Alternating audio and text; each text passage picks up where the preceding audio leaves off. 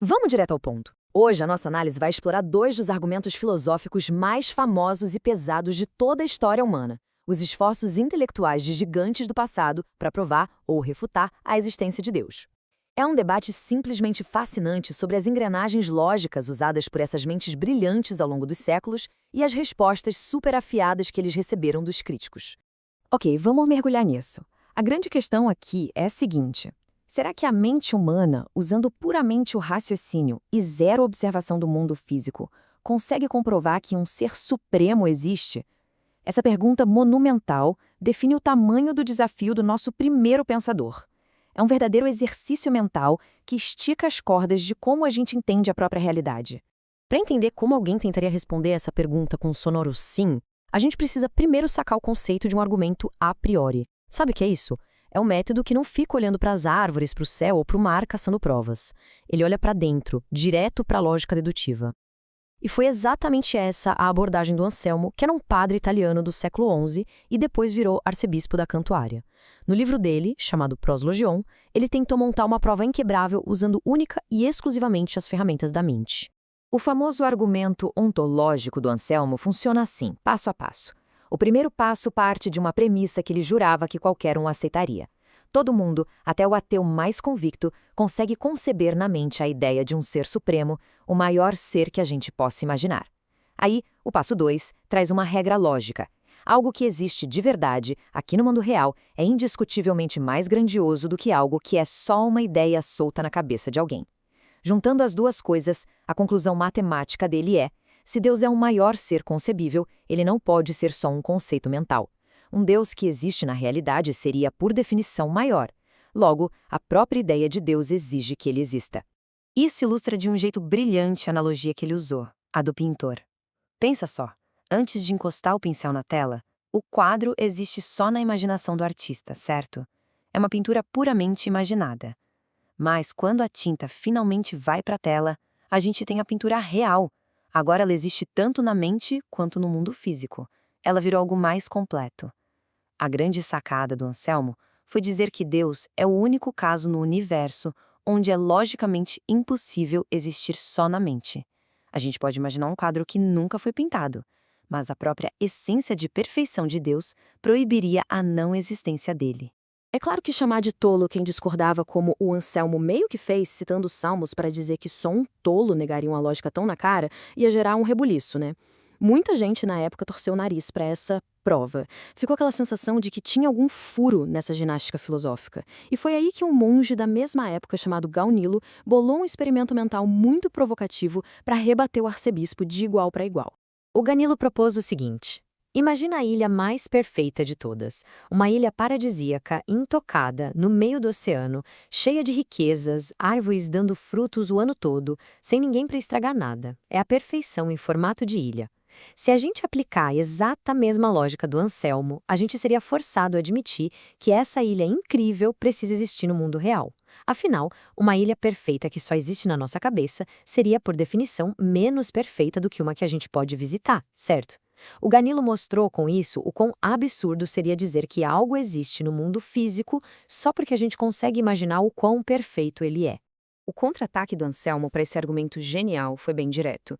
Ele argumentou que ilhas, montanhas ou qualquer outra coisa só são perfeitas dentro da categoria limitada delas. Uma ilha só é perfeita para os padrões de uma ilha. Deus, por outro lado, está em uma liga própria. Ele é o mais perfeito de absolutamente tudo. Essa diferença de categoria levou o Anselmo a cravar que Deus é o único ser cuja não existência simplesmente não pode ser pensada sem gerar um curto-circuito lógico na nossa cabeça. Vamos avançar e ver como isso se constrói com o passar do tempo. A gente dá um salto de uns 200 anos para o futuro. A gente sai do Anselmo, que ficava lá, fechadinho na mente, na lógica, e pousa em Tomás de Aquino, no século XIII. Isso é uma mudança filosófica radical. O Aquino não queria ficar de olhos fechados só pensando. Ele queria abrir bem os olhos, observar o cosmos, olhar para a natureza ao redor e basear os argumentos dele nisso. Naquela obra gigantesca dele, a Suma Teológica, Aquino apresentou o que ficou famoso como as 5 vias. A segunda via foca exatamente na ideia da causa primeira. Bebendo muito da fonte lá do Aristóteles, o Aquino adotou um método totalmente baseado na observação. A premissa pede que a gente olhe ao redor e perceba algo inegável. Absolutamente tudo que está perto da gente existe por causa de algum evento anterior. Tudo tem uma causa. Para fixar bem essa ideia da Keanu, imagina uma bola de futebol. A gente sabe que ela não brotou do nada. Ela foi causada pelo trabalho de seres humanos numa fábrica. Mas essa fabricação dependeu de couro, plástico, energia que vieram da natureza, e aí a gente chega num ponto inevitável. O que causou o surgimento original dessa matéria lá no início de tudo? A gente pode ir voltando a fita do tempo infinitamente, rastreando de efeito para causa, de causa para efeito. E isso traz a gente para um dilema lógico enorme. Se cada coisinha precisa de uma causa anterior para existir, será que essa corrente pode continuar para sempre, eternamente para trás? Aquino fritou a cabeça com isso e chegou à conclusão de que uma série infinita de causas precedentes era impossível de engolir do ponto de vista da razão pura.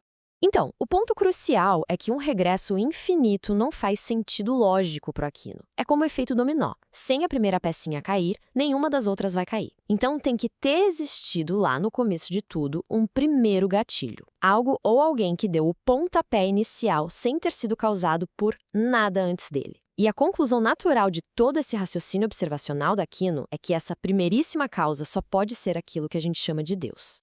Mas calma lá. Assim como o Anselmo levou umas pedradas dos críticos, o Aquino também não escapou da lupa filosófica da galera que veio depois. Começaram a destrinchar essa mega estrutura de pensamento dele e, adivinha, acharam alguns buracos lógicos no meio do caminho que valem muito a pena a gente investigar de forma imparcial. A primeira grande objeção é a seguinte: mesmo que a gente compre a ideia de que o universo precisa sim de uma causa primeira que não foi causada por nada, a lógica, sozinha, não garante que essa causa seja um Deus pessoal. É claro que tem que ser uma força colossal para iniciar o universo, mas poderia muito bem ser uma flutuação quântica bizarra, um Big Bang, ou só uma energia impessoal gigantesca. A lógica nua e crua não prova que esse gatilho inicial tem consciência, que é amoroso, o que sabe de tudo, que são características de um Deus religioso. E tem a segunda objeção, que bate direto na fundação do argumento. A galera questiona a própria certeza do Aquino de que um passado infinito é impossível. Por que não seria?